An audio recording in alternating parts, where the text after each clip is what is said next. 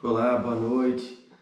Meu nome é Luiz Fernando Cassiano de Freitas, sou professor de filosofia e hoje eu gostaria de estudar contigo encontros e desencontros entre cristianismo primitivo e filosofia pagã. Vamos usar como norte História da Filosofia Patrística, uma obra do Claudio Morachini, que eu estou lendo, tá bem?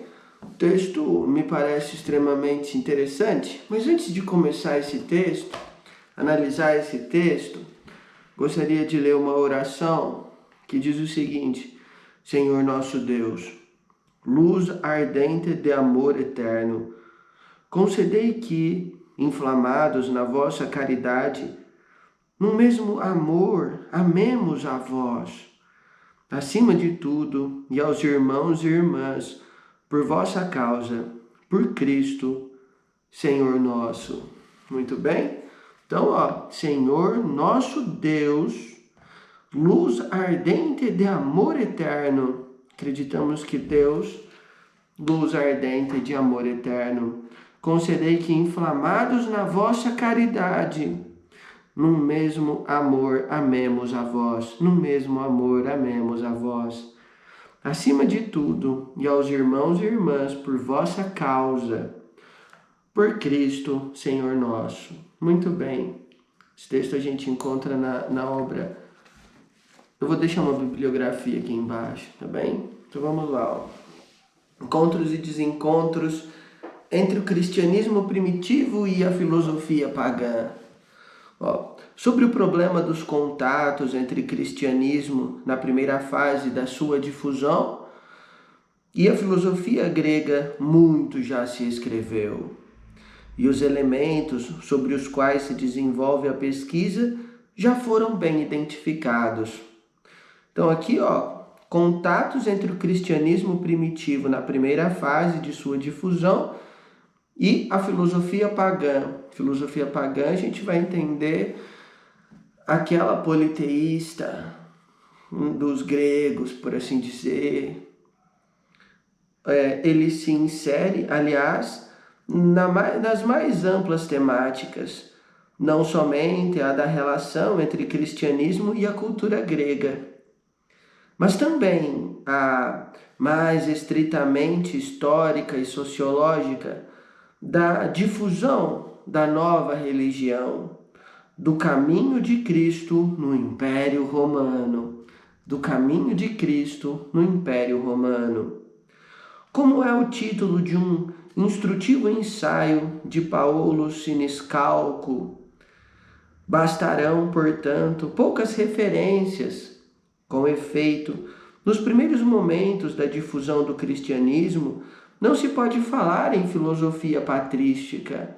Nos primeiros momentos da difusão do cristianismo, ainda não se pode falar em uma filosofia patrística. Então, essa filosofia patrística ela vai ser posterior. Vamos ver um pouco mais sobre isso.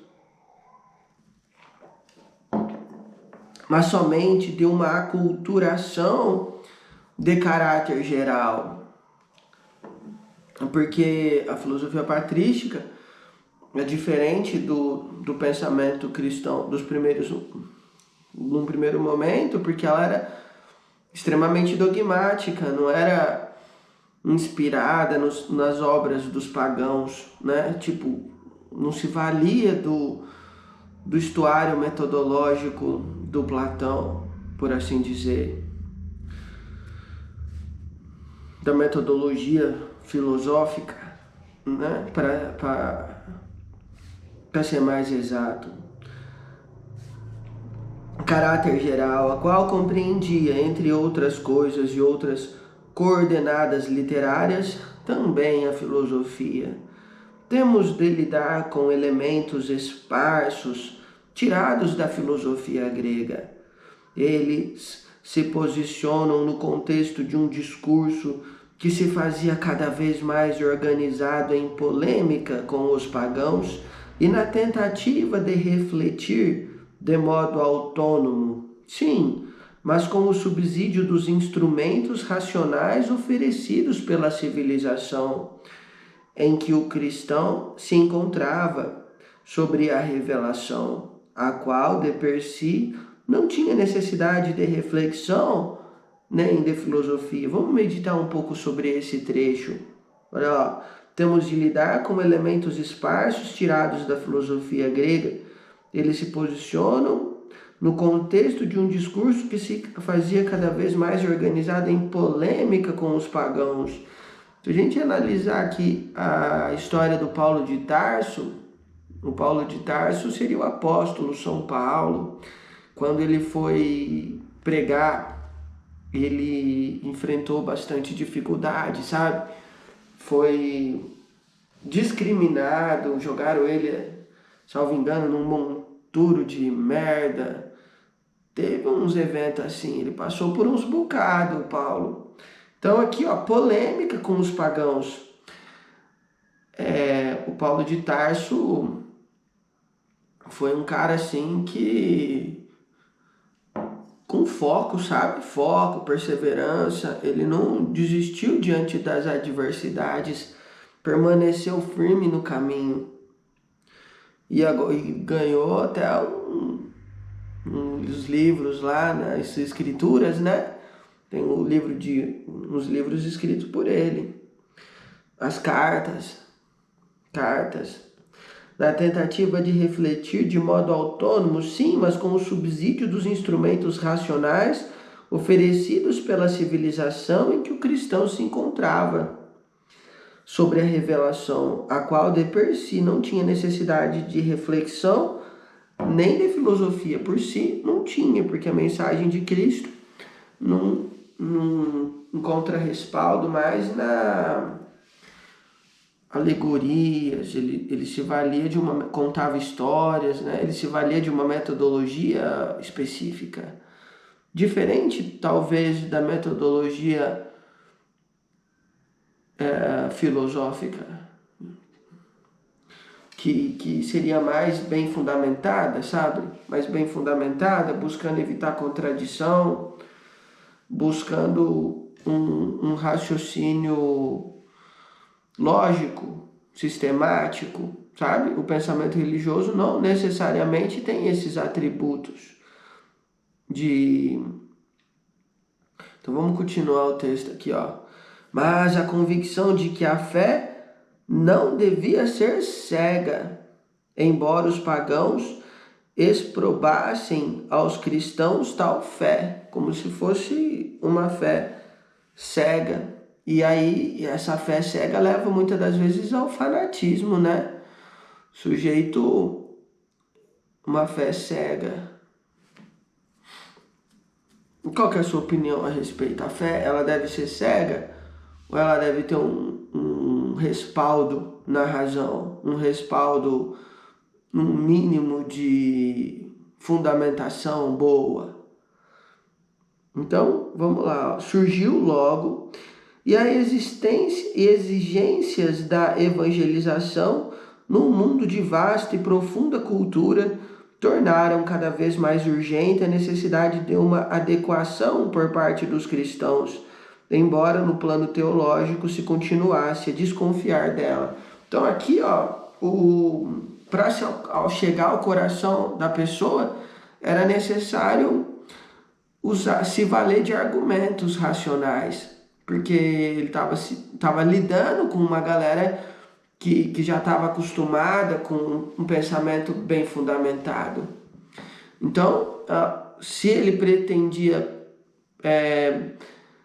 converter aquela galera, ela tinha que se adaptar, né? O cristianismo tinha que se adaptar. E aí que é a questão da patrística. E aí a gente começa a pensar na patrística e na inspiração da filosofia platônica, que chegou no Agostinho de Hipona por meio de uma tradução dos árabes.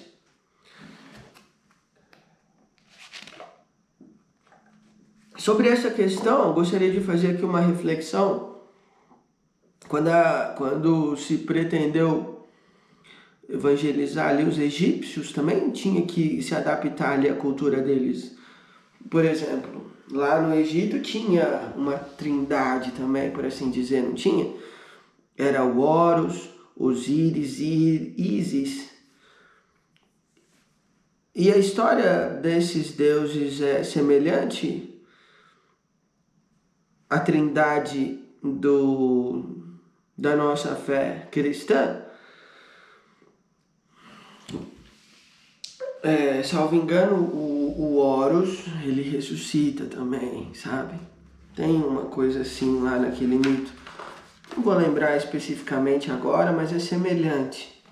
Depois a gente pode pesquisar e fazer uma leitura, trocar uma ideia sobre aquele mito. Mas eu sei que ele tem... Para as pessoas aceitar um Deus uno, era mais difícil. Então, aceitar uma trindade numa região em que já tinha 3 deuses era mais fácil. Hoje em dia, critica-se a ideia da trindade. Deus Pai, Deus Filho e Deus Espírito Santo.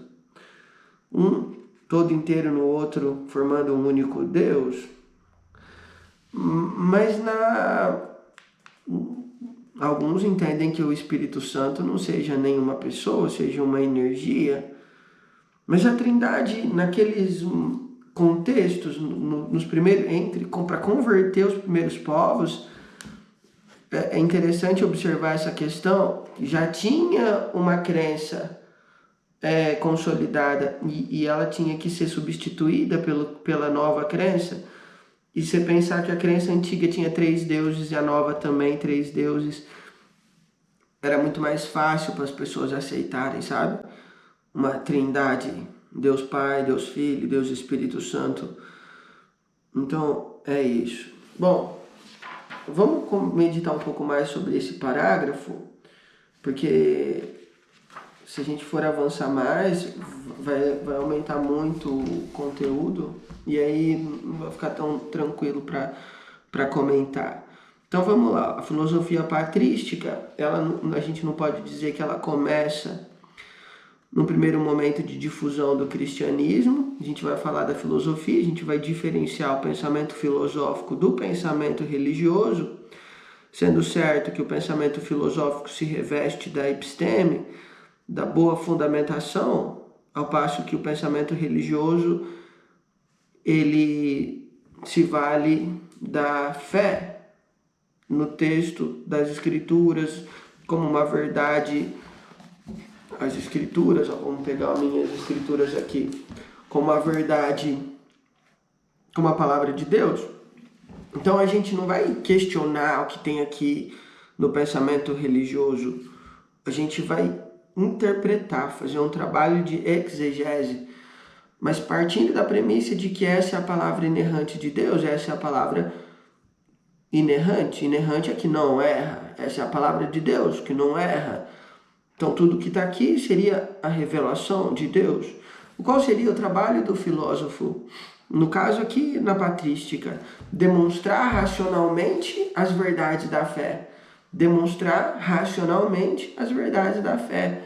Esse seria o trabalho da filosofia, do filósofo, do padre da igreja, que fosse filósofo, né? Ele demonstrar racionalmente o que está aqui, não apenas de uma forma dogmática. Então a gente vai encontrar autores tentando provar a existência de Deus racionalmente. A gente vai encontrar o Tomás de Aquino lendo as escrituras, interpretando o texto sagrado à luz de uma forma bem fundamentada, tentando fundamentar de uma forma boa, sabe? De uma forma bem fundamentada. Mas e essa questão que traz aqui, vem a questão assim, a galera estava atenta ao público-alvo. Essa que é o núcleo fundamental da questão. A galera estava atenta ao público-alvo. Encontros e desencontros entre cristianismo primitivo e filosofia pagã. Então, chegou o Paulo de Tarso, chegaram os primeiros cristãos, os primeiros para converter uma galera que era politeísta. Então, é lógico que ele vai encontrar uma resistência. O sujeito acredita, ele tinha um olhar à luz da cultura do povo dele, bem específica, bem específica e ela ia mudar os paradigmas dela. Então, ele precisava de uma boa fundamentação. A gente vê lá entre os gregos antigos o estudo da ética, da conduta, em discussões no período helenístico sobre a felicidade, discussões no período clássico sobre a justiça, sobre a questão da política, sobre questões políticas. E depois chega uma galera lá do Oriente falando de um Deus Salvador que morreu por nós, foi sacrificado para funcionar mais ou menos da seguinte forma. Vamos ver aqui como eu posso explicar. Deus criou os humanos e eles eram imperfeitos. E então veio Jesus e tentou não errar.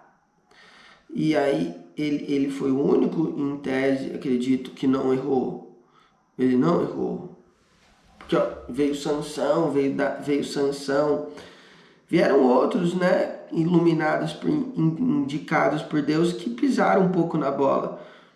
E Jesus, ele não pisou, ele falou, é possível, há uma esperança para a humanidade. Eu vim, o verbo se fez carne e não pecou, e resistiu à tentação. Então, ele morreu pelos nossos pecados, como se fosse assim, por exemplo, vamos pensar aqui. Adão foi o primeiro homem e ele cometeu um pecado e morreu. O filho dele, como se já tivesse vindo com deformado, tipo, ele já veio com aquele problema. Se ele tivesse nascido antes do pecado do Adão, então a gente estaria de boa, sabe? Mas não, ele nasceu, que a gente não ia herdar esse problema, sabe? Não ia herdar esse problema porque já tinha nascido. No entanto, é o fruto de uma árvore que já estava deformada. A gente é fruto de uma pessoa que já estava deformada. Então, Jesus veio morrer pelo nosso pecado, sacrificou-se por nós. Essa é a ideia. E aí, dali para frente, uma vida nova, a questão do batismo, e a gente aceitar Ele como nosso Salvador, e a gente tentar levar uma vida santa, né? Uma vida longe do pecado. Essa seria a ideia da religião, que a gente pode interpretar como uma... Jesus, ele trouxe um caminho para a gente seguir na vida. Ele apresentou um caminho. Então, a religião, de repente, não seria nem religião cristã, mas a religião do caminho que leva até a salvação. Muito bem. Sobre esses encontros entre o pensamento dos primeiros cristãos com os pagãos, é muito interessante ler a obra do Humberto Rodin, do Paulo de Tarso. É uma obra extraordinária que conta tudo pelo que passou o apóstolo Paulo. Aqui a gente está lendo uma obra de filosofia, a gente vai estudar uma obra de filosofia, então a gente não vai adentrar muito na questão ali do trabalho do Paulo, sabe? Mas é uma pesquisa que vale a pena, aumenta a nossa fé. Questão vamos pensar aqui, não é assertividade, vamos ver qual que é a palavra. Não é assertivo, vamos ver, eu vou lembrar. Iniciativa, estímulo. Que palavra a gente pode usar aí mais refinada para falar disso? Iniciativa, estímulo, impulso, sabe? É isso aí. Muito bem, então por hoje a gente vai parar nesse parágrafo. Fiz alguns comentários, né, sobre o texto. Temos de lidar com elementos esparsos tirados da filosofia grega eles se posicionam no contexto de um discurso que se fazia cada vez mais organizado em polêmica com os pagãos e na tentativa de refletir de modo autônomo, sim, mas com o subsídio dos instrumentos racionais oferecidos pela civilização. A gente pensar também na questão do discurso, do debate, era algo interessante, porque a gente vê lá, existia muito debate em relação a essas questões. A gente vê isso no Pedro Abelardo. Eles gostavam de discussões da dialética.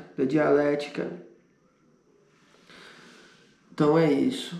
Obrigado pela atenção e espero que tenham gostado. Muito bem, é isso.